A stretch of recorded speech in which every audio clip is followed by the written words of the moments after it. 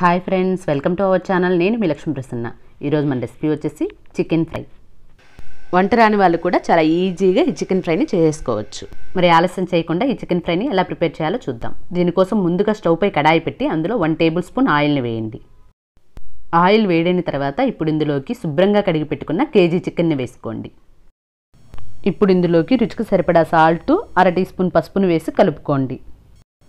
ఇలా కలుపుకున్న తర్వాత ఇప్పుడు ఇందులోకి కారాన్ని వేసుకుందాము. నేను ఇక్కడ 2.5 టేబుల్ స్పూన్ కారాన్ని వేసుకుంటున్నాను. మీరు కారం అనేది ఎంత తినగలరో అంత చూసుకొని వేసుకోండి.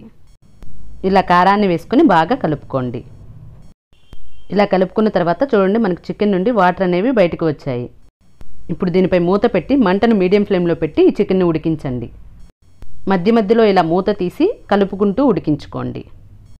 మనకి నీరంతా పూర్తిగా ఇంకిపోయి చికెన్ ముక్క మెత్తబడే వరకు ఉడికించుకోండి. ఇలా మధ్య మధ్యలో మూత తీసి కలుపుకుంటూ ఉడికించుకోండి. చూడండి, ఇలా చికెన్లో నీరంతా ఎగిరిపోయి ఇలా ముక్క మెత్తబడే వరకు ఉడికించుకొని పక్కన పెట్టుకోండి. ఇప్పుడు ఇందులో ఒక మసాలా కోసం స్టవ్ పై ప్యాన్ పెట్టి అందులో 3 స్పూన్స్ ధనియాలను వేసుకోండి.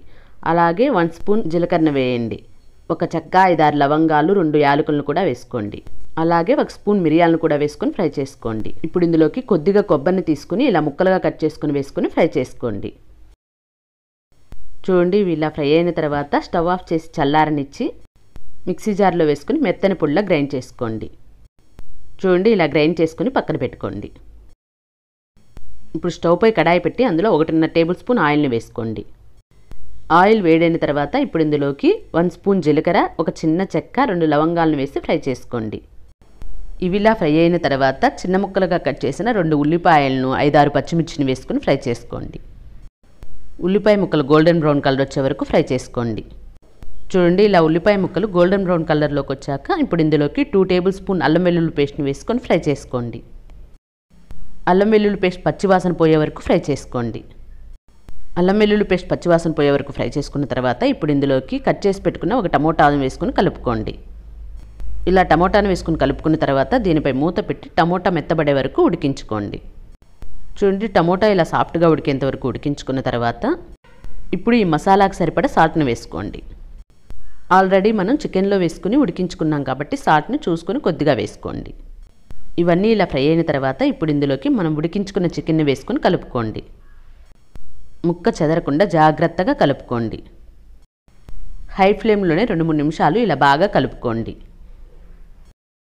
ఇలా 2-3 నిమిషాలు ఫ్రై చేసుకున్న తర్వాత ఇప్పుడు ఇందులోకి మనం గ్రైండ్ చేసి పెట్టుకున్న మసాలా పొడిని వేసుకోండి. మసాలాలు కొంచెం తక్కువగా తినే వాళ్ళైతే 2 స్పూన్ల పొడిని ఉంచుకొని మిగతా పొడిని ఇందులో వేసుకొని కలుపుకోండి. నేను కూడా 2 స్పూన్ల పొడిని మిగిల్చుకొని మిగతా పొడిని ఇందులో వేసుకొని కలుపుకుంటున్నాను. ఇలా పొడిని వేసుకున్న తర్వాత బాగా కలుపుకొని దీనిపై మూత పెట్టి మధ్య మధ్యలో కలుపుకుంటూ మంటను లో ఫ్లేమ్లో పెట్టి 5-6 నిమిషాలు మగ్గనివ్వండి. మధ్య మధ్యలో ఇలా మూత తీసి ఇలా కలుపుకుంటూ ఉండండి.